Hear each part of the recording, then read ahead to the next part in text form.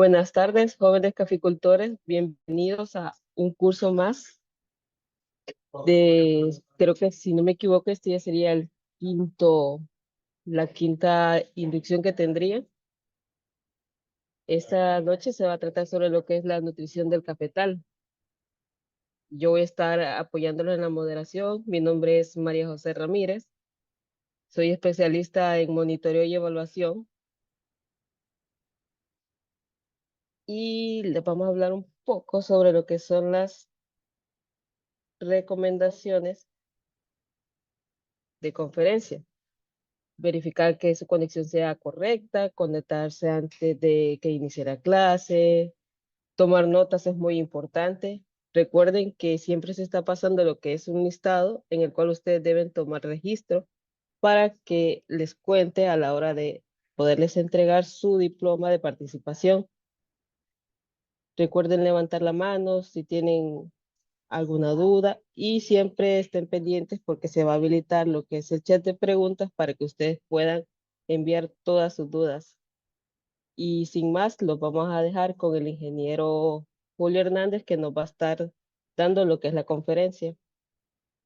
Bueno, muchas gracias, María José, por moderarnos, ¿verdad? En esta clase el día de hoy. Ya es la clase número 5, como bien lo decía usted. Tremendo, cómo pasa el tiempo, ¿no? Ya vamos en la clase número 5 con este curso integral. Pues vamos a ver una clase muy importante hoy, 11 de octubre, química del suelo y nutrición del cafetal, ¿no? Así que abróchese sus cinturones porque vamos a arrancar. Eh, Ayer tuvimos una clase muy interesante que de hecho es parte del complemento, ¿no? Porque yo les decía ayer que tenemos dos clases para este tema de suelo, ¿no? Que es la clase de análisis, interpretación y conservación de suelo. Y hoy vemos toda la parte más química del suelo, ¿verdad? Como más específica, para que no hablemos un lenguaje muy complejo, sino más específica para el tema de café. Ayer estábamos viendo generalidades, ¿no? Recordemos que un análisis de suelo, pues es como una radiografía que se toma usted para poder identificar un problema, ¿no? Es como digamos, un estudio de sangre donde usted le dice, bueno, usted está mal de los triglicéridos, tiene problemas con el colesterol, tiene problemas con esto, con el otro. Así que pilas con el alimento, le dice por ahí el doctor. Entonces, ¿qué pasa? Que a medida que usted ya tiene un diagnóstico, entonces usted con ese diagnóstico puede comprar medicamentos, ¿no? Entonces con esos medicamentos usted soluciona su problema. Lo mismo pasa con el suelo. Se extrae una muestra del suelo, se envía al laboratorio, el laboratorio dice cómo está el suelo y se compra el medicamento. ¿Cuál es el medicamento? En este caso, pues, el medicamento es el fertilizante, ¿no? O las prácticas de conservación que se pueden estar realizando. Entonces, vamos a empezar de menos a más. Siempre mencionarles, ¿verdad? Que el número de teléfono de jóvenes caficultores es 3168-5203 y nuestro correo es consultasjovenescaficultoreshn@onducafeproyectos.com por aquellos que nos quieren enviar alguna información o formalizar algo. Estamos para servirles, jóvenes. Ustedes, a lo largo de estos años, ustedes han visto que jóvenes caficultores somos bien abiertos a consultas y también a información que ustedes nos puedan enviar. Nos gusta revisar, ¿verdad? Porque ustedes también son investigadores, ¿saben? No necesariamente tiene que ser una institución con todas las herramientas tecnológicas. No, usted puede hacer una investigación en su finca. Por ejemplo, le voy a poner un ejemplo, ¿verdad? En sistemas agroforestales hay muy poca información sobre una plaga, el barrenador de las meliáceas, la Xifila grandela, la que daña el cogollo. Muy poca información le cuento y se ha buscado por todos lados. Usted puede ser, digamos, un investigador, colocar trampas por aquí, comprar un producto por acá, decir, bueno, vamos a ver cómo lo controlamos. Pero entonces, es importante que ustedes también indaguen, profundicen. Jóvenes caficultores tienen ese objetivo de motivarlos a ustedes a la investigación, a que ustedes mismos sean un ente de investigación para poder trasladar esa información a otras personas, ¿verdad? Entonces, ¿cuáles son los objetivos que tenemos específicamente en esta clase química del suelo y nutrición del cafetal? Primero vamos a definir conceptos importantes de la química del suelo y su relación con la fisiología de la planta. punto B o inciso B o número 2, conocer la nutrición del cultivo de café en base a las 4R. Todo lo que vamos a ver acá ahorita van a ser definiciones, conceptos y en general temas teóricos para que ustedes comprendan un poquito más acerca de la química del suelo y su relación en la fisiología de la planta, ¿verdad? ¿Qué relación existe entre todo ese universo que existe en el suelo en relación a esa planta que nosotros, gracias a Dios, la tenemos, ¿verdad? Para producir café y poder tener esa bebida tan rica que se conoce a nivel mundial. Conocer la nutrición del cultivo de café en base a las 4R es otro enfoque. A lo largo de la clase, ustedes van a ir aprendiendo qué son las 4R y van a ver que cuando cerremos la clase, ustedes van a entender con un poco más de facilidad qué significan estas 4Rs y por qué la importancia de ellas. Muy bien. Primero quiero empezar con hablar un poco acerca de la fisiología de la planta. Miren, muchachos, este tema no lo vamos a profundizar, lógicamente, no es necesario, pero para aquellos que han estudiado un poquito de agronomía, pues ya sabrán que la fotosíntesis es básicamente aquel proceso mediante el cual la planta produce su propia energía, ¿no? Sus propios carbohidratos, fotosintatos, como usted lo quiera llamar. Las plantas son seres autótrofos, ellos producen su propio alimento. ¿Cómo lo hacen? Con la energía lumínica, toman el CO2 o el dióxido de carbono que emitimos los seres vivos, y agua, y entonces hacen ese proceso tan riguroso en esa fábrica, en la hoja, ¿no? Y con eso, con estos elementos, hacen mover un engranaje que tienen en la hoja, una máquina extraordinaria que empieza a formar carbohidratos. Esos carbohidratos se quedan almacenados en la hoja y luego nosotros los aprovechamos, porque de la hoja, bueno, hay plantas que usted sabe, nosotros comemos las hojas, pero en el caso del café lo aprovechamos en el grano. De esa hoja pasa al grano. ¿Cómo pasa? Ahí lo vamos a ver. Hay mecanismos de traslocación que hace la planta con algunos elementos. Por ejemplo, el boro es uno de ellos. Son elementos que ayudan a la traslocación. De hecho, muy poca gente sabe esto, pero el boro no solamente es para la floración, también sirve mucho para la traslocación de carbohidratos, al igual que el potasio. KCl, te lo ha comprado, cloruro de potasio, ¿verdad? El potasio específicamente sirve para eso, para engordar el grano, el boro también. En uva, el boro lo utilizan muchísimo para esta función. Bueno, la respiración realmente es gasto de energía para la planta. Ah, la planta tiene que respirar, obviamente, pero cuando la planta está muy estresada, acelera esa respiración y lógicamente hay mayor gasto de energía, ¿verdad? Entonces la diferencia entre la fotosíntesis y la respiración es la producción de nuestro cultivo. Es decir, la planta produce carbohidratos, pero el producirlos tiene un gasto de energía. El estar estresado tiene un gasto de energía. Su crecimiento en todas las etapas fenológicas tiene un gasto de energía. Entonces, ese gasto de energía son como quien dice los egresos. Entonces, usted dice los ingresos menos los egresos, me queda la utilidad. Para aquellos que son contadores, ¿verdad? Entonces, queda la utilidad y esa es la ganancia y esa diferencia es la producción. Yo le pregunto a usted, ¿cómo está su cafetal? ¿Estará estresado? ¿Estará en buenas condiciones? ¿Cómo estará el microclima que lo rodea? ¿Será que deforestamos completamente y esas plantitas por ahí están sufriendo, pero nosotros les exigimos? Yo he tenido un profesor de bovinos que siempre nos decía, el productor le mira la teta a la vaca, pero no le mira, vamos a decir la boca, por no decir otra palabra con J. Miren, es importante que usted tenga en cuenta que la planta es un ser vivo y la planta va a producir café, pero primero se va a enfocar en su propia vida. Si ella siente que se está muriendo, lógicamente va a enfocarse en sobrevivir.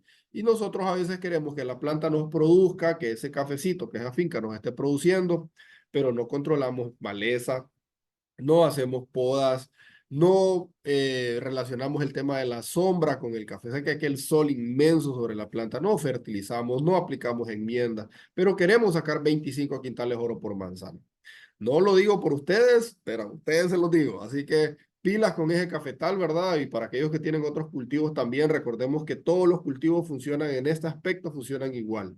El factor principal es usted, por tanto debe manejar bien la planta para que no tenga gasto de energía y pueda producir más. Muy bien. De forma general, un suelo está compuesto por un 25% de aire, un 25% de agua, también está compuesto por material mineral en un 45%, ¿no? Aquí incluye rocas, todo lo que es limo, arcilla, ¿verdad? Estas partículas del suelo que forman la textura del suelo, la estructura del suelo.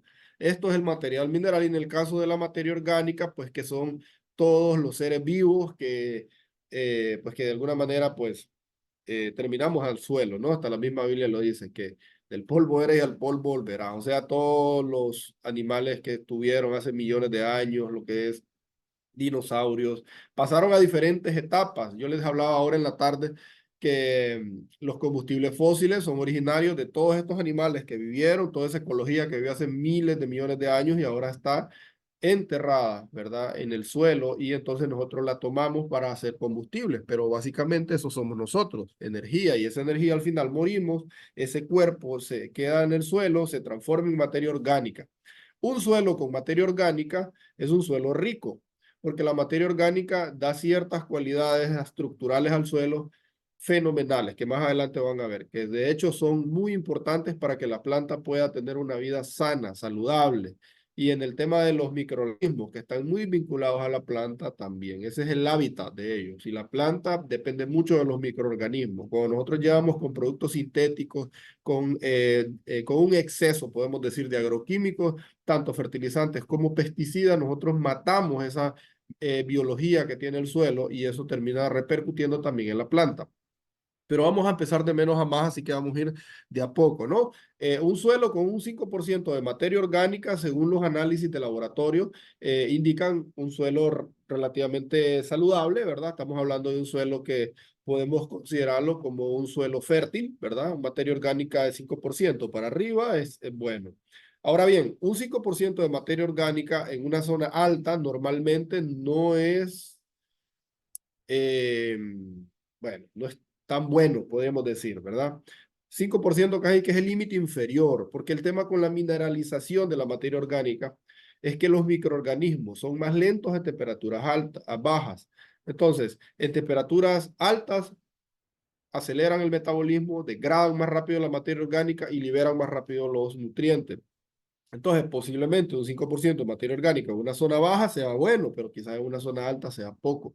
En el Manual de Caficultura Sostenible de ICAFE mencionan que un 5% a un 10% de materia orgánica estaría dentro de lo correcto, ¿verdad? Entonces, pendiente, en los análisis de suelo le aparece si usted tiene un porcentaje de materia orgánica del 2%, a meter pulpa de café, a sembrar plantas leguminosas, ¿verdad? Madreado, lo que es guama, todas estas plantas que generan mucha hoja, mucho mulch, cae al suelo y eso va a ayudar a incrementar la materia orgánica del suelo. Vamos a avanzar por acá. Vamos a colocar el puntero para que nos vayamos guiando.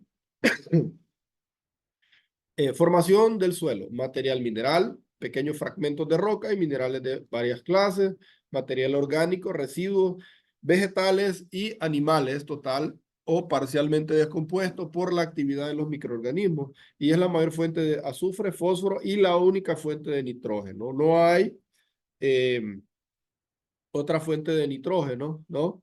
Bueno, podríamos decir fuente, sí, claro, ¿verdad? O sea, los sintéticos, pero hablando orgánicamente, la materia orgánica es la fuente eh, más viable o más a la mano que tenemos de nitrógeno. Usted utiliza una lombricompost, usted en 100 libras de lombricompost va a tener alrededor de 2% de nitrógeno, ¿no?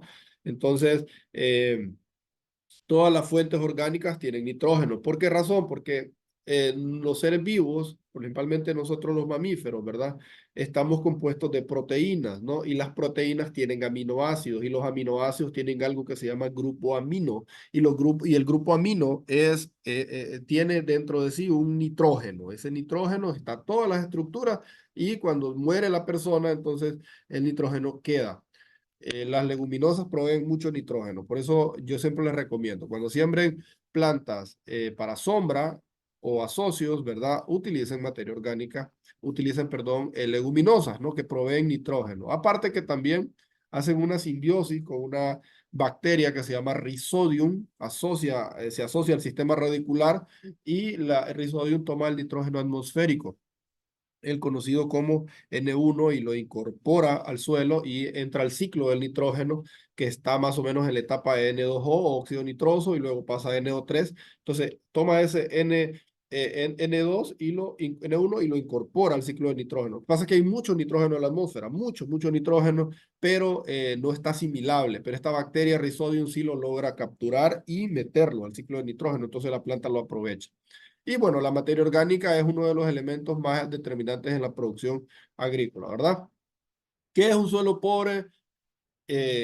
Bueno, pobre, mediano o bueno, dirían por ahí algunos. Desde el punto de vista agrícola no existe suelo malo. He tenido un profesor de suelo, de fertilidad del suelo, que decía, no existen malos suelos. No, el profesor de conservación de suelo, José Delgado, tremendo catedrático que ya no está con nosotros, pero fue en su momento uno de los catedráticos más extraordinarios que he conocido. Su ancho de banda en estos temas era impresionante. Desde el punto de vista agrícola, no existe suelo malo, ¿verdad? Él decía, no existe suelo malo, solo malos agrónomos, que decía que tenemos que prepararnos bien, que no podemos llegarle a un productor con mentiras, sino que tenemos que llevarle con soluciones, ¿verdad? Por eso hay que prepararse muy bien. Entonces, uno hace un estudio, usted analiza su terreno, ve a su zona, usted dice, bueno, este suelo, hice un análisis de suelo, aparece que es un suelo muy pedregoso, ¿verdad? Entonces, hace un análisis textural del suelo, digo, este suelo no es apto de repente para café, o de repente el suelo es alcalino sódico, suelo con un pH muy elevado, tiene mucho sodio, me va a afectar el cultivo. ¿Qué hacer? Entonces uno toma decisiones, invierto toda la plata que tengo que invertir para condicionar ese suelo y sembrar mi planta, o simplemente me busco un cultivo que pueda comercializarse aquí, donde no me genere mucho gasto de transporte, y lo produzco en este terreno. Entonces, usted tiene que hacer un análisis antes de sembrar, siempre. Análisis de mercado, número uno. Número dos, ese análisis de la condición edáfica de ese suelo, para ver si realmente le va a funcionar. El agua también es importante, bueno, muchos factores, ¿verdad?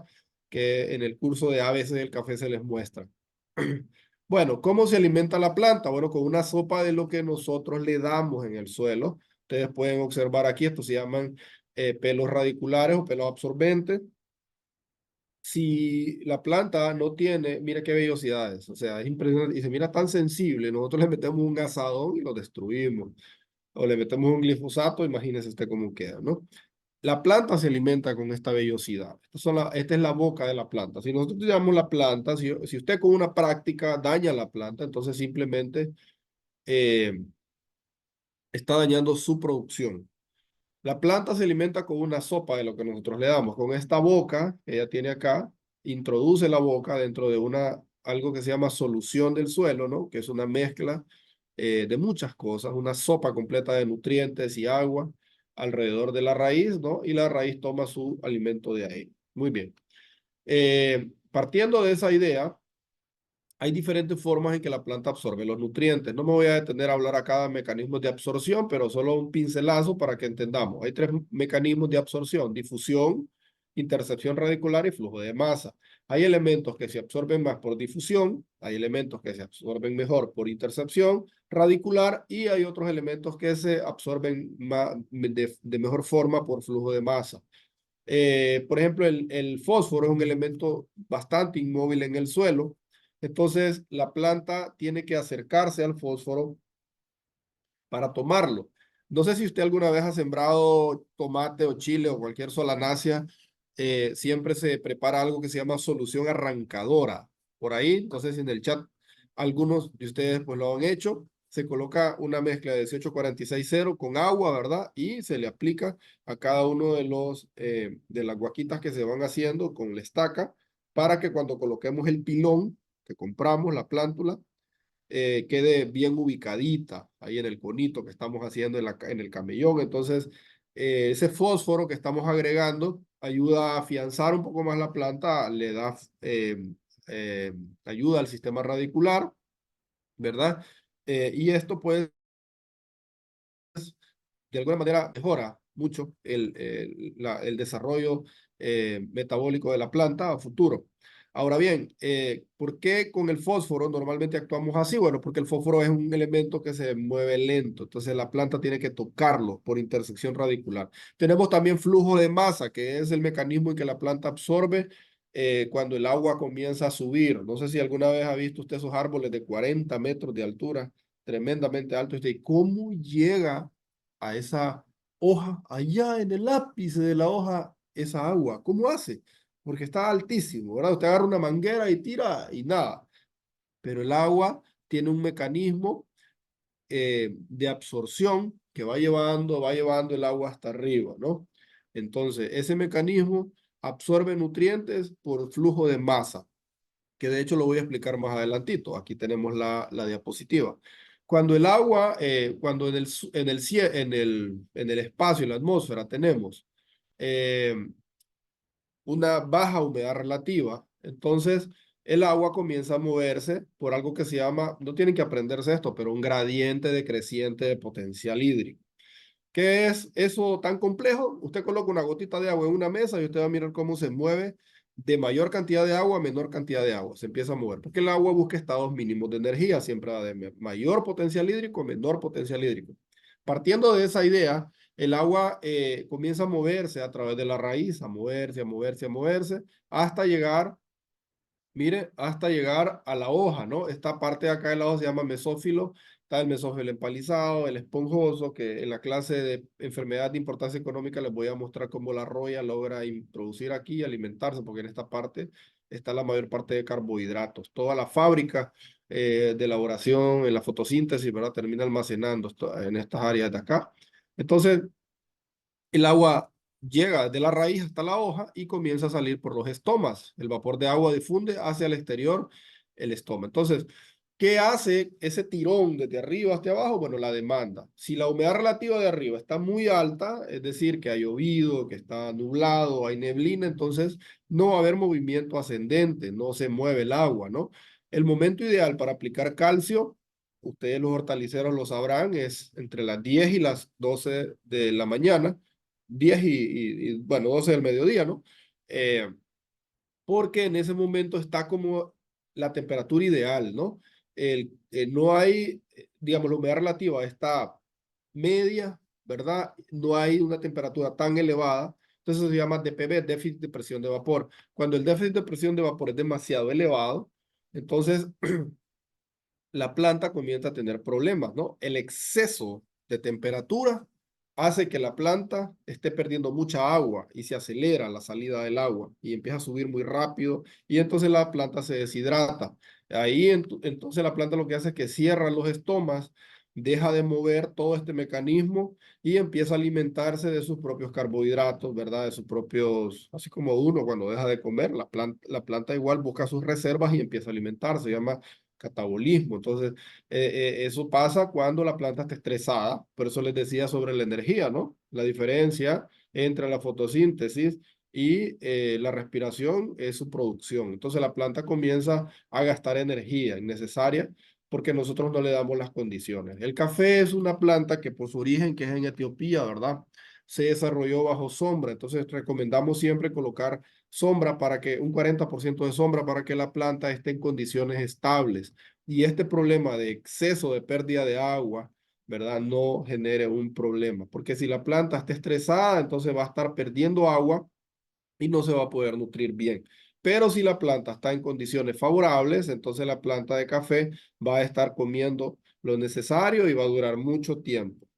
Pero haberme explicado por ahí, haberles explicado más o menos cómo sube. Ah, ok, ¿qué elemento es uno de los que más se mueve por este movimiento ascendente o por este mecanismo de absorción?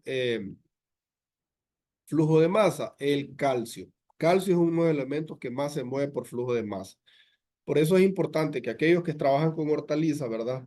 Apliquen el calcio en los momentos en que la planta está en su mayor apogeo de absorción de agua, ¿no? Que como les digo, puede variar dependiendo de la zona, pero entre 10 y 12 del mediodía, ahí es el momento ideal para aplicar este elemento porque la planta lo está absorbiendo rápido. Y así no vamos a tener problemas de deficiencia de calcio. En el café, pues igual, ¿verdad? Va dentro del plan de fertilización, pero pues la planta hace su absorción. Como nosotros no tenemos fertilización bajo sistemas de riego, ni estamos haciendo aplicaciones semanales, esto pues lo fertilizamos 2 o 3 veces al año y la planta pues va a estar tomando su demanda. Sistema radicular del café. Bueno, el café tiene un sistema radicular bien peculiar. Su sistema radicular es el doble de grande de forma horizontal que de forma vertical. Es decir, a lo largo es más, tiene mayor longitud que a lo profundo. Si usted observa por acá, tiene 50 centímetros de raíz pivotante, ¿verdad? Hasta acá al fondo. Pero cuando hablamos eh, de raíz horizontal, estamos hablando de unos 105 centímetros, es más o menos el doble la distancia. Si observa por acá, en los primeros 30 centímetros, encontramos alrededor del 90% de todas las raíces, ¿sí? Y el 86% de las raíces absorbentes o comelonas o aquellos pelitos radiculares que les mostré se encuentran aquí. Si pusiéramos una planta acá con todas sus bandolas, aquí termina la bandola. Y el asadón lo metemos aquí, ¿verdad? Y aquí dañamos este sistema radicular. ¿Qué pasa si a usted se estaba resurando y se daña la boca? ¿Qué pasa si usted se golpea los dientes? ¿Qué pasa si usted, pues ahí, ¿verdad? Tuvo un problema, una llaga, una ampolla. Analícelo, no va a poder comer lo mismo la planta. Cuando llevamos un asadón y dañamos la raíz, entonces afectamos su alimentación. Usted me dirá, bueno, pero tiene las hojas. Las hojas son para mecanismos gaseosos, intercambio. La gente confunde el sistema radicular con la alimentación por las hojas. La raíz está diseñada para alimentarse, las hojas para intercambio gaseoso. Podemos hacer una corrección con un, ¿verdad? Bioestimulante, un microelemento por ahí, pero no va a alimentar usted la planta por las hojas. Las hojas no están diseñadas para alimentar la planta. Para sacar adelante un cultivo tiene que usar la raíz, así que hay que cuidar ese sistema radicular. Muy bien, ya para ir avanzando, propiedades físicas del suelo, propiedades químicas. Tenemos aquí las propiedades físicas y químicas. Tenemos acá la biología del suelo, reino animal, reino vegetal, reino fungi, reino monera, reino protista. No me voy a detener a explicar esto porque el tema no es microbiología del suelo, pero la planta convive con todos estos seres que se encuentran aquí. La planta de café tiene una relación muy estrecha, muchachos, con los seres vivos eh, que se encuentran alrededor de ella. De hecho, una de las razones del por qué la planta de café soporta o tolera los pHs ácidos es básicamente por su origen, como les decía, en Etiopía, ¿no? Bajo sombra y en suelos tropicales. Eh, Tiene una facilidad enorme para tomar nutrientes como el fósforo en condiciones donde hay presencia de aluminio. Genera, algunas investigaciones por ahí indican que genera ciertos compuestos que ayudan a, a desbloquear o por lo menos a quelar el aluminio, algo por el estilo, pero sí tiene una diferencia fisiológica en relación a otras plantas. Hay plantas que no le toleran a pH de 5.5 a 6.5, pero en el caso del café sí. Otra de las razones es porque las micorrizas que rodean el sistema radicular ayudan a la absorción de nutrientes como el fósforo, ¿verdad? Entonces, pues la planta tiene esa vinculación con estos organismos, ella libera exudados que los alimenta y ellos ayudan a llevar nutrientes hasta pues, todo el cuerpo de la planta. La planta es como un humano que está de cabeza, su cerebro es el sistema radicular. Si ella necesita que un bichito por ahí, no sé, pueda hacer una tricoderma, lo venga a defender, porque Fusarium está queriendo entrar, entonces ella libera ciertos exudados que le gustan a Tricoderma. Viene Tricoderma, la protege y no permite que Fusarium la dañe. Y así trabaja, ¿verdad? Si necesita de repente nutrientes, ella manda sus mensajes y atrae nutrientes. La planta tiene un cerebro en el suelo. Ahora, cuando usted hace una aplicación agresiva de un pesticida, sea fungicida, sea herbicida, ¿qué cree usted que pasa? Usted daña ese equilibrio biológico que está alrededor de la planta y la planta, pues a largo plazo, tal vez no de inmediato, pero a largo plazo, al perder estos amigos, entonces la planta comienza a tener ciertas afectaciones, por ejemplo, dependencia.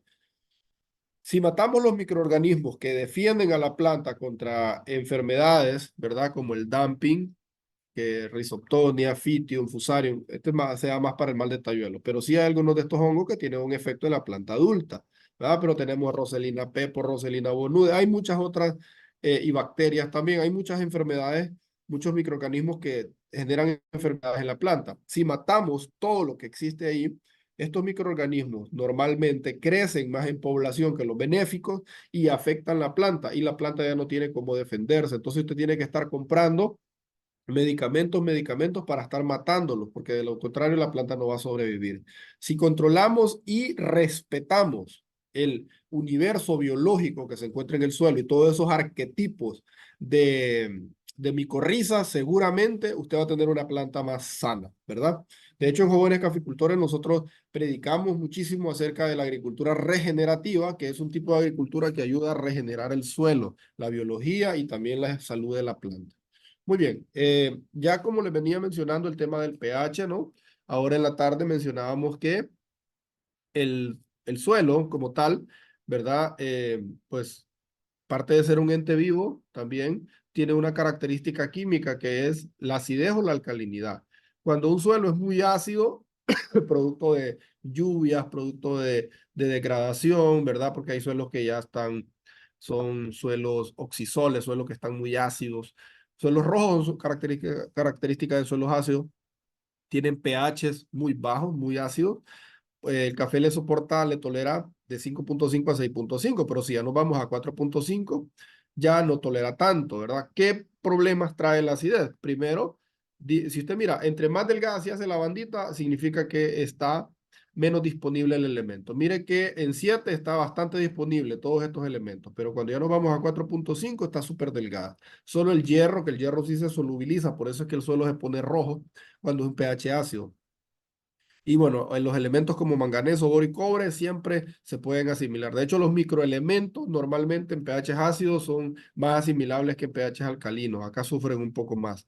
Pero en el caso de los macroelementos como nitrógeno, fósforo, potasio, mira cómo se pone súper delgado.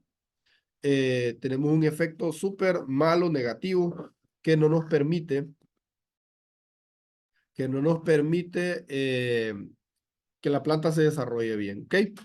¿Cómo corregimos este problema? Porque usted ya me está mostrando el problema, ¿cómo lo corregimos? Número uno, uso de cal. ¿Qué tipo de cal, ingeniero Julio? Bueno, puede utilizar, no, mira, es que cal viva no, porque cal viva lo puede quemar. Es que la cal viva es un poco, ¿verdad? Difícil de manejar. Es la que mejor reacciona en el suelo, rápido, pero si usted se la da a un empleado por ahí le cae en el ojo, va a ser problema. Compre cal apagada o hidróxido de calcio, que es la misma cal viva, solo que con agua se transforma en hidróxido de calcio y por ahí va la cosa. Carbonato de calcio, eh, cal dolomítica también es otra opción, que la cal dolomítica tiene magnesio, ¿no? Entonces sí se puede utilizar y tiene un efecto fenomenal en el suelo. Por ahí tienen algunas cales líquidas, no vamos a mencionar porque no tenemos información científica o desarrollos científicos que nos digan, no, funciona, tiene un poder de neutralización de tanto un PRNT. No lo vamos a tocar porque no tenemos esa información, ¿verdad? Pero si usted tiene o vende por ahí alguna cal líquida, mándenos la información. Mire, hicimos la investigación en tal lado y el efecto que tiene es igual a la cal dolomítica. Excelente, ¿verdad? Pero en el caso de nosotros siempre hablamos de las cales como en este caso el hidróxido de calcio, el carbonato de calcio, la cal dolomítica, porque cuando aplicamos la enmienda, son enmiendas, hacemos que el pH ya no esté abajo, sino que suba. Y ese pH, ese pH se mejora y se acondiciona para que la planta pueda comer bien. ¿Verdad? Mire que la planta aquí come bien. En el caso del el café, como les venía diciendo, tiene una ventaja genética, ¿no? Esa capacidad de poder sobrevivir en pHs un poco más ácidos que de repente otros cultivos no podrían tolerar por las cosas que ya les mencioné anteriormente.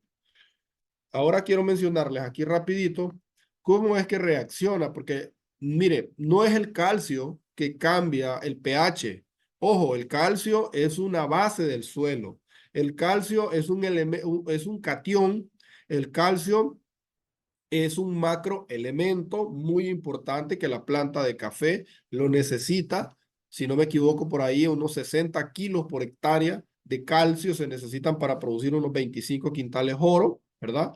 Pero no corrige el pH. El calcio lo que hace dentro de muchas funciones, porque nutricionalmente tiene muchas funciones en la pared celular y muchas cosas, pero en el suelo lo que hace es que agarra las arcillas que son de carga negativa, el calcio tiene dos cargas positivas y las une. Entonces, el calcio ayuda a mejorar la estructura del suelo y acondiciona la estructura del suelo. El calcio no es para corregir pH. ¿Qué es lo que corrige el pH? Porque uno le dice cal y piensa que el calcio es el que hace este cambio. No, la cal está compuesta por muchas otras cosas que ahorita las vamos a mencionar. Por ejemplo, el carbonato de calcio, ¿sí? Y el carbonato de magnesio. Cuando lo mezclamos con agua, por eso les decía ayer, bueno, creo que con ustedes fue que el ingeniero Marco mencionaba que 2 meses antes, ¿no? Aplicar cal, pero preguntaban por ahí qué pasaba si no llovía, ¿no? Y muy buena la consulta porque si no llueve la cal no reacciona. El agua más la cal más el carbonato de calcio hace que estos elementos que están acá se disocien y forman aparte calcio, bicarbonato, HCO3 y un OH. ¿Qué pasa con esta reacción? El OH reacciona con el hidrógeno, que recuerden, a mayor concentración de hidrógeno, la acidez es mayor. Esto que está acá, esto se pone ácido porque este elemento que está aquí está en mayor concentración, el hidrógeno. No perdamos de vista eso, ¿sí? ¿Cómo? ¿Por qué el hidrógeno? Bueno, porque cuando llueve mucho el agua, H2O tiene mucho hidrógeno. Entonces, hace ahí una mezcla, se libera el hidrógeno, ¿verdad? El exceso de urea, aplicamos urea, hay una liberación enorme de hidrógeno, entonces eso eleva el pH. Hay muchas razones. El exceso, cuando aplicamos materia orgánica, también hay liberación de hidrógeno en algunos casos, porque creo que la gallinasa, de hecho, tiene un efecto contrario, según una investigación que estaba viendo, pero habría que analizarlo un poco más. El hidrógeno más el OH que forma agua, eso elimina el hidrógeno, entonces el pH eleva. Y en el caso del bicarbonato más el agua, lo que genera, más el hidrógeno, perdón, genera agua, H2O y un CO2, que es un gas que se va para la atmósfera y queda el agua. Entonces, en todos los casos, estas fuentes de enmienda, carbonato de calcio y carbonato de magnesio, al mezclarse con el agua, lo que hacen es que atrapan el hidrógeno, ¿verdad? Y el hidrógeno junto con el OH que se liberó acá y el hidrógeno junto con el bicarbonato que se mira acá, ¿verdad? Se mezclan y generan agua y esa agua al final pues se queda en el suelo y el pH ya se eleva, o sea, el pH ya no sigue.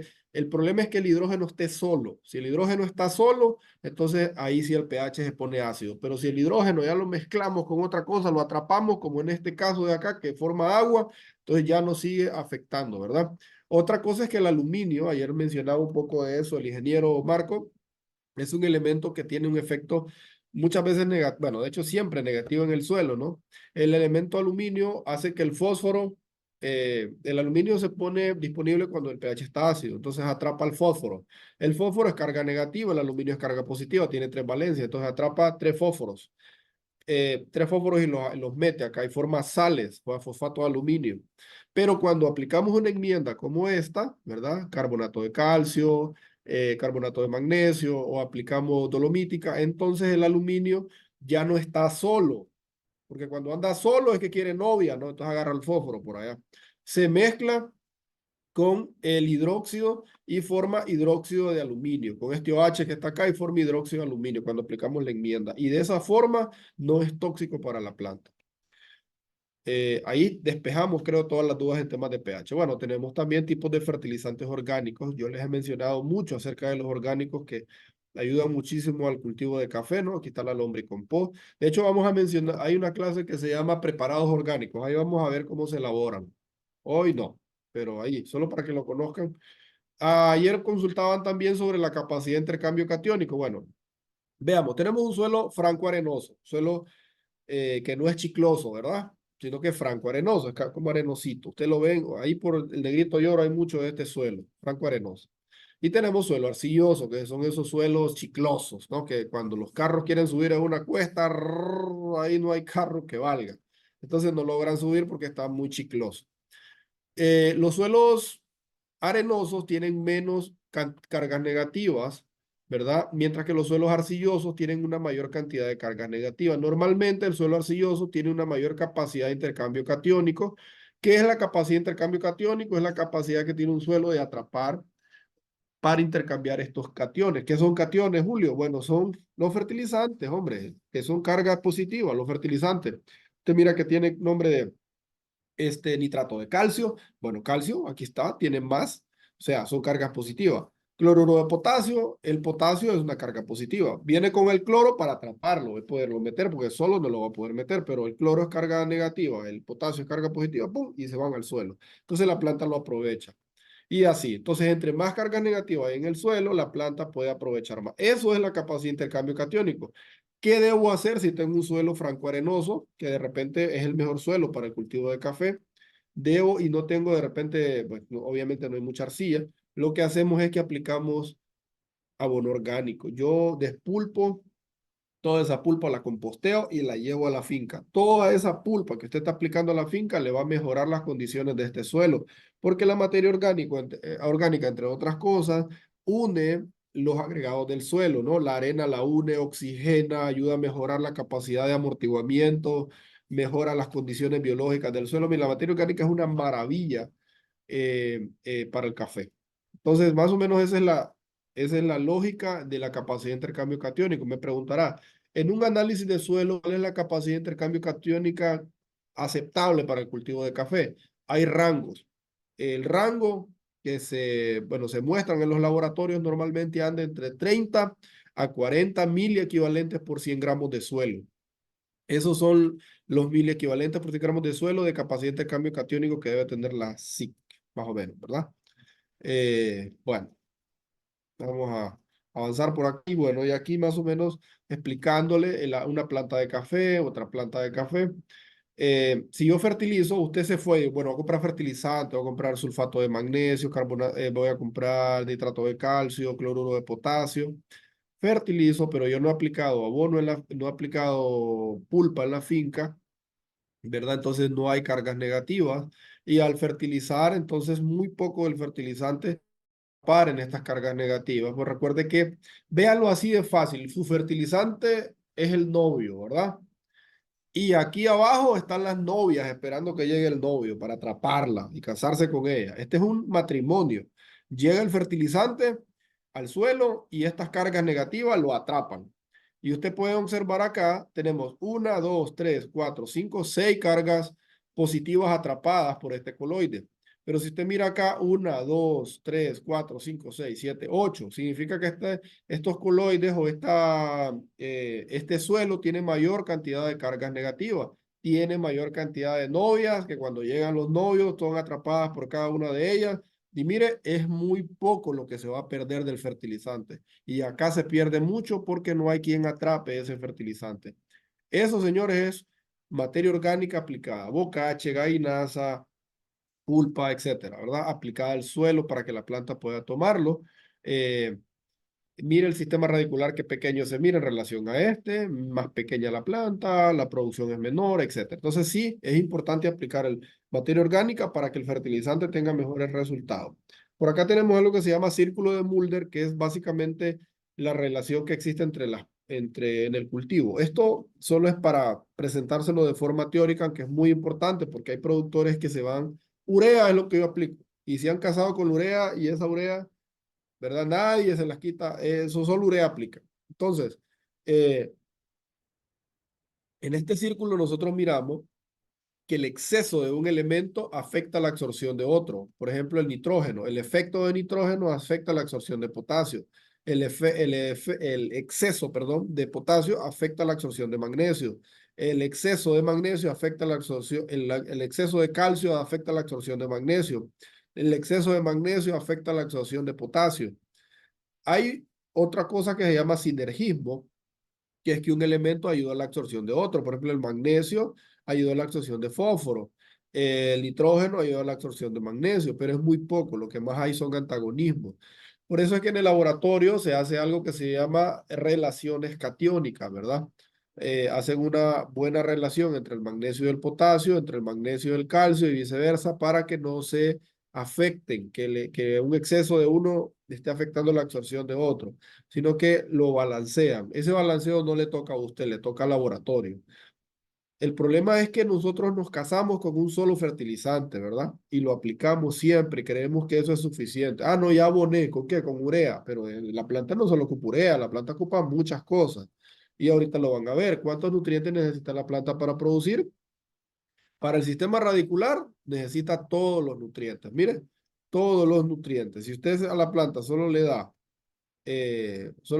digamos, solo fósforo a la raíz. Mira qué chiquita se queda la raíz. No solo ocupa fósforo, ocupa todos los nutrientes. Y para eso, aquí podemos mirar el desarrollo del sistema, digamos, de la floración, de la etapa reproductiva de la planta.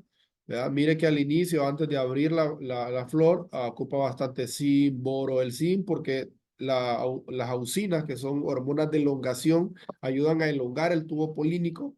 Se conoce como ácido indolacético. Y el boro ayuda a mejorar la calidad de tubo polínico, entre también cosas como translocación, el potasio también para el intercambio gaseoso, translocación y otras funciones.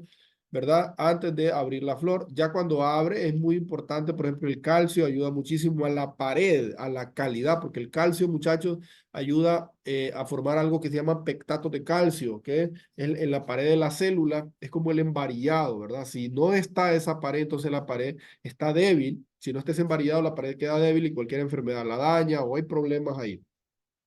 Y bueno, por acá la mayor demanda, que es cuando ya el fruto está, digamos que absorbiendo la mayor cantidad de nutrientes, los demás elementos, ¿verdad? Cuando ya la planta tiene alrededor de el fruto, perdón, desde que abre la flor hasta que hasta los 180 días ya se ha comido alrededor del 70% de todo el fertilizante. Imagínese usted. Hay que cuidar ahí. Si la hoja está dañada por la roya, si no tenemos el 70% de la hoja en el cafetal, entonces el fruto tampoco se va a desarrollar. Ocupa tanto comida por el suelo como la hoja que esté traslocando carbohidratos. Pero si la finca está llena de roya y aunque hayamos fertilizado, eso no va a ayudar en nada. Tenemos que manejo de tejido, control fitosanitario y nutrición. Acá, pues ya para cerrar ese temita, tenemos el barrilito este, ¿no? Que indica la ley del mínimo, nos explica más o menos, aquí este barril lo que indica es que el elemento que se encuentre en menor cantidad va a determinar la cosecha. Usted puede tener todos los nutrientes, pero si le faltó uno de ellos, el manganeso o cualquiera de ellos, usted ya no pudo cosechar. ¿Por qué? Necesita de todos los elementos. Todos los elementos tienen una función en la planta y hay que respetarla, ¿no? Funciones de los elementos, no nos vamos a detener. Si quiere, tómele una foto para que lo tenga a mano, ¿verdad? El hierro, el zinc, el manganeso, etcétera. Y la movilidad de los elementos, que esto es otro tema muy importante. Para que ustedes logren identificar el nitrógeno, potasio, magnesio, fósforo, cloro, sodio, zinc y molibdeno son elementos de rápida movilidad en la planta. Cuando la planta absorbe un nitrógeno, como es de rápida movilidad, rápido se mueve a la hoja adulta y la hoja adulta es la que siempre alimenta a la hoja joven, entonces se mueve para la hoja joven. No hay un elemento detrás que lo sustituya, entonces la deficiencia se nota en la hoja adulta, ¿sí? Cuando estamos hablando cuando hay poco nitrógeno, ¿verdad? Lo mismo para el potasio. Las deficiencias siempre las vamos a notar en las hojas adultas, porque se mueve rápido hacia la hoja joven. Ahora, los elementos inmóviles, o sea, que se mueven lento en la planta, se va a mover desde abajo, el calcio, va a subir hasta la hoja adulta, ¿verdad? Pero como es lento, se va a quedar en la hoja adulta y no va a bajar hasta la hoja joven. Entonces, la deficiencia se nota en la hoja joven. Eso es para el calcio, azufre, hierro, boro y cobre. Observen acá el nitrógeno en hojas adultas, ¿no? Se mira la deficiencia. Tenemos, bueno, este es un daño por aluminio. Aquí está como quema, porque el aluminio lo que hace es que genera células binucleadas, quema el sistema radicular. Mira, el aluminio es tremendo, por eso tenemos que aplicar enmiendas. La deficiencia de fósforo también, se mira un color como púrpura. Ustedes pueden observar en hojas adultas. La deficiencia de potasio, que parece en hojas adultas también, se miran quemaduras como por ejemplo cuando hay problemas de antracnosis. Y en el caso del calcio, que su deficiencia se va a mirar mayormente en lo que son hojas jóvenes. Mire cómo se ve aquí la hoja joven, ¿verdad? Sale el elemento calcio lento, ¿verdad? Se queda en la hoja adulta, pero no pasa a la hoja joven. Mientras que acá pasa rápido a la hoja adulta y boom, se va para la hoja joven, entonces se mira la deficiencia en la hoja adulta. Bueno, aquí tenemos la deficiencia de magnesio, que es muy característica. por estos colores intervenales. Y los tipos de fertilizantes, ¿no? Ahí tenemos nitrogenados, fosfatados, potasios. Yo creo que esto ustedes ya lo conocen muchísimo, en todas las agropecuarias lo pueden encontrar: urea, nitrato de amonio, sulfato de amonio. ¿Por qué no quiero mencionárselos? Porque en realidad la decisión de qué tipo de fertilizante utilizar la va a tomar el laboratorio, con datos como cuáles, como este. Por ejemplo, si el suelo es muy ácido, normalmente le van a recomendar un nitrato de amonio en vez de la urea, porque el poder acidificante de la urea es mayor que el del nitrato de amonio. Y al revés, digamos, si el suelo es muy alcalino, le van a recomendar urea porque el poder acidificante de la urea es mayor. El índice salino en café no nos afecta mucho, creo que está más asociado para plantas como fresas, que la conductividad eléctrica, son bien sensibles a la conductividad eléctrica. En café no tenemos mucho problema de ese tema, pero el laboratorio hace esto. Y bueno, para finalizar, fertilización en base a las 4R. Todo lo que hemos venido hablando tiene que converger aquí. Si usted al final del camino no le quedó claro esto, entonces prácticamente no hablamos nada. La fuente y el tiempo son indispensables para el desarrollo de la planta de café. Por ejemplo, la fuente se la va a seleccionar el laboratorio, ¿sí? La dosis se la va a decir el laboratorio. Cuando usted mande el análisis de suelo, cuando usted mande la muestra de suelo al laboratorio, pida que le hagan la interpretación y que le den la recomendación. Porque de nada le sirve a usted tener un análisis de sangre si al final no hay una recomendación y le va a decir: mire, los leucocitos los tiene bajos. Eh, Tiene los triglicéridos altos, tiene la presión baja, y un montón de cosas, pero usted no tiene la receta, entonces prácticamente no tiene nada en las manos, ¿verdad? Porque si no tiene la solución, es importante que le den la recomendación de fertilización para que, aunque le toque pagar, porque hay laboratorios que cobran un poquito más por eso, pero si no lo tiene, entonces, o al menos que usted lo sepa interpretar, excelente por usted. Aquí en Jóvenes Caficultores lo podemos interpretar, ¿verdad? Lleva tiempo, tenemos una tabla para eso, por aquellos que tal vez tengan su análisis de suelo y quieran verlo. Entonces nosotros les podemos ayudar también en eso, pero sí es importante que lo pidan al laboratorio para que tengan un poco más, digamos, bueno, te están pagando por un servicio, ¿verdad? Entonces lo importante es que ustedes puedan tener ya ese resultado de parte de ellos. Ok, entonces dosis y fuente, el laboratorio. El tiempo, señores, va a depender de qué, del momento, por ejemplo, de la lluvia. Si ustedes quieren fertilizar en una época donde no hay agua, entonces el fertilizante no va a tener efecto. Tiene que llover. Y no es, cuando hablo llover, es una gotita, una lágrima. No, no, tiene que caer un buen chaparrón. En Honduras, las lluvias son bimodales, ¿no? Llueve entre mayo, en el mes de mayo. Bueno, por esto el cambio climático puede que se distorsione un poco, pero tradicionalmente en el mes de mayo, y vuelve a ver en septiembre, octubre. Dos fertilizadas tradicionalmente los productores hacen en este mes y en el mes de septiembre, y algunos lo hacen en medio. Manual de Caficultura Sostenible de Café dice que después de la apertura de la flor, de la antesis, 60 días después se hace la primera fertilización, 60 días después de la primera la segunda y 60 días después la tercera. Entonces por ahí va más o menos la lógica, pero si llueve, aplica el fertilizante. Unos 10 milímetros de lluvia es basto. La planta se toma alrededor de 5 litros de agua al día, imagínense usted. Si la planta no toma agua, no va a alimentarse.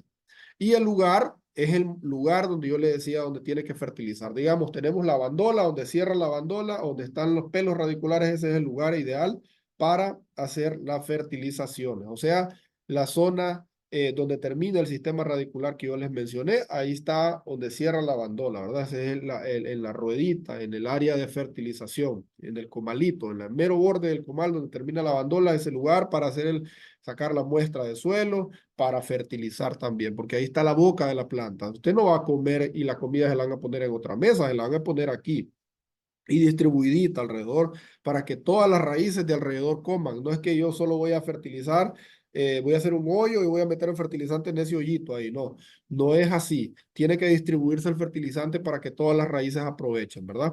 Esas son las 4R, muchachos. Entonces, fuente, lo escoge el laboratorio, la dosis se lo va a decir el laboratorio, el momento, como les decía, depende de la lluvia, y el lugar, exactamente aquí se va a fertilizar, en esta área donde termina la bandola. Muy bien, gracias por su atención y bueno, si hay preguntas, María, estoy a la disposición para contestarlas. 300 no. Sí. ¿Qué tal? Gracias, ingeniero. Ha sido un excelente tema. Creo que muy interesante. Hay muchas preguntas, pero haciendo una recopilación tenemos lo que es ¿Cómo se aplica la cal dolomita en el cafetal, en el plato de cada planta o en todo el área del cultivo? Y si esto incluye lo que son los callejones. Esto pregunta Mauricio Matos. Es muy buena pregunta. Partiendo de la idea de lo que les estaba mencionando anteriormente, Mauricio, quiero dar una explicación un poco corta. Cuando la planta de café está pequeña, ¿verdad? El sistema radicular, ¿cómo está? Está pequeño, o sea, el sistema radicular no ha crecido lo suficiente. Se recomienda hacer la fertilización en el área la enmienda, aplicar la cal, la enmienda alrededor del plato, en el área donde el sistema radicular se encuentra. Pero cuando la planta crece, su sistema radicular por debajo del suelo, lógicamente nosotros no lo vemos, ¿verdad? Está amarrado, o sea, casi que una se conecta con la otra. Entonces, qué te quiero decir con eso? Que puedes hacer la enmienda en todos los callejones. ¿Por qué razón? Porque donde esté la enmienda y llueva, ahí se va a corregir el pH.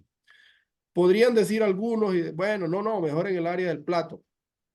Ahí ya queda a criterio de usted. Pero yo le recomendaría que lo aplicara en toda esa área de los callejones, que incluye también el plato, para que quede todo el área cubierta. Debido a que cuando llueva, vamos a generar, ¿verdad?, un efecto total de regulación de pH, porque el sistema radicular por debajo del suelo ya está conectado y la zona donde más necesitamos que se regule el pH es la zona donde terminan las puntas de las raíces, que es donde está la zona que le llamamos, ¿verdad?, comúnmente raíces comelonas. Entonces, así es. La enmienda se puede hacer en todo el área del cafetal.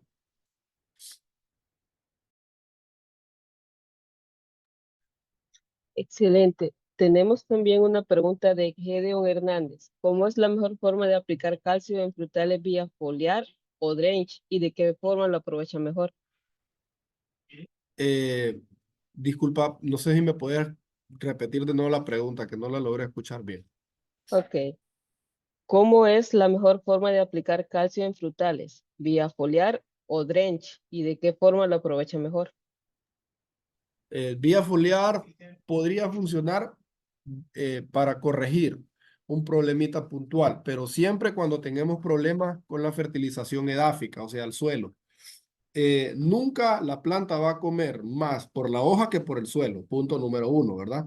El calcio es un macroelemento, o sea que se ocupen grandes cantidades. Yo te diría desde fuera el boro, por ejemplo, o el zinc. Aplicarle por la hoja, seguramente te va a corregir, pero lo ideal es que lo apliquemos al suelo. Yo trabajé en Standard Fruit de Honduras un tiempo, ¿verdad? Y yo recuerdo que ellos hacían aplicaciones foliares cuando hacían algunos tipos de controles en el suelo, ¿verdad? Porque tal vez el suelo estaba, estaba un poco saturado, entonces ellos metían unas máquinas para oxigenar el suelo. Entonces, obviamente las raíces se estresaban y no aplicaban fertilizante al suelo precisamente porque la raíz no iba a comer, entonces lo aplicaban arriba. En frutales, lo recomendable es que usted haga la fertilización al suelo, ¿verdad? Lo puede hacer al drench, podría funcionarle porque cuando usted mete, cuando usted introduce, ¿verdad?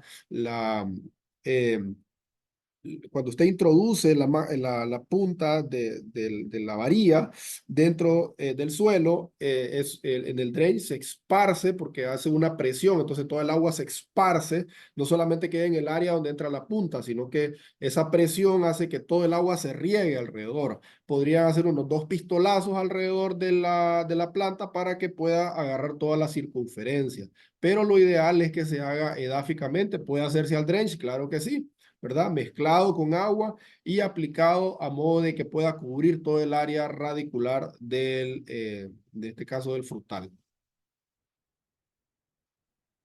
No sé si tenemos más preguntas por ahí, María.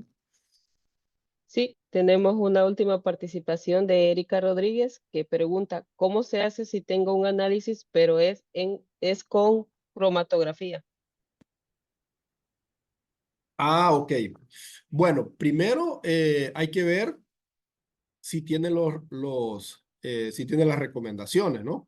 De hecho, estos sistemas ya sí se utilizan, pero pues no te sabría decir si son más efectivos. Cuando yo trabajé en una empresa de agroquímicos que era de Nicaragua, hacían estos tipos de análisis, pero igual daban los resultados, ¿no? Porque lo que te hace generalmente es una especie de mapeo donde vas a tener las condiciones del suelo, cómo está nutricionalmente y te debe dar una recomendación. Así que la lectura ya sí dependerá mucho de, en este caso, del sistema con el que estés trabajando, ¿no? Es más efectivo muchas veces el laboratorio, porque el laboratorio vos tomás la muestra, la mandás, usas los reactivos que van a necesitar, ¿verdad? Y ya dicen cuántos nutrientes se ocupa en esa libra de suelo y lo extrapolan para toda la hectárea o para toda la manzana.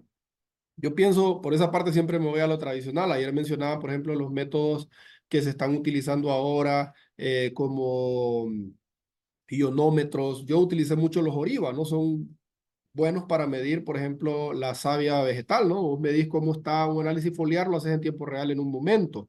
O otros por ahí con reactivos, pero al final te sale más barato un laboratorio y no estás inventando el agua helada, sino que ellos ya hacen el trabajo, digamos, de recomendación directa, ¿sí? Entonces, sí, la lectura ya dependería más del sistema con el que estás trabajando, ¿verdad? Y la persona que te hizo el análisis, pues él debería darte la recomendación. Aquí no tenemos una lectura así como bien práctica con ese sistema de mapeo. María. Estas serían todas las participaciones de los jóvenes. Muchas gracias por su atención y vamos a dejar al ingeniero Julio para que nos dé las palabras de cierre. Bueno, muchas gracias, jóvenes caficultores. Quiero comentarles que mañana no tenemos clases, sino que eh, les vamos a estar mandando los links de todas las clases que se dieron en la semana, ¿verdad? Entonces, me están preguntando, Rommel Chavarría, buenas noches, ¿cuándo se va a utilizar la cal para desinfección? Ok, la dosis la determina el laboratorio o es de otra manera. Miren, la cal para desinfección. Jóvenes, la cal puede tener un efecto agroecológico, es decir, que si yo lo aplico, posiblemente me ayude a mejorar las condiciones del suelo y eso hace que ciertos patógenos, ¿verdad? Eh, decaigan en población, pero no está direccionada para un control fitosanitario. La enmienda está diseñada para una regulación del pH. Eso, si ustedes ocupan hacer una enmienda, de repente un control fitosanitario, hay otros métodos, ¿verdad? Biológicos, químicos, que los vamos a estar viendo. Para café los vamos a estar viendo en la clase de enfermedades de importancia económica, ¿sí? Bueno, solamente eso, jóvenes. Gracias a los jóvenes que nos miran desde Facebook, desde YouTube, desde Telegram, jóvenes que nos están viendo obviamente a través de Zoom. Gracias por estar con nosotros, ¿verdad? Si tienen más preguntas, más dudas, ahí está el número de jóvenes caficultores, 3168-5203 para que nos hagan las consultas. El lunes seguimos con las clases. El lunes vamos a tener una clase manejo de viveros, ¿verdad? Y semilleros en café. Así que no se la pierdan porque tenemos un experto. La persona no solamente sabe mucho del tema, pues un profesor y es ingeniero agrónomo y tiene todos los títulos que ustedes quieran ponerle, ¿verdad? Y también es productor de café y trabaja con nosotros en el Plan Nescafé. Entonces, no se lo pierdan. El lunes a la misma hora y por los mismos canales. Dios me los bendiga a todos. Pasen un feliz fin de semana y los esperamos el lunes en Jóvenes Caficultores.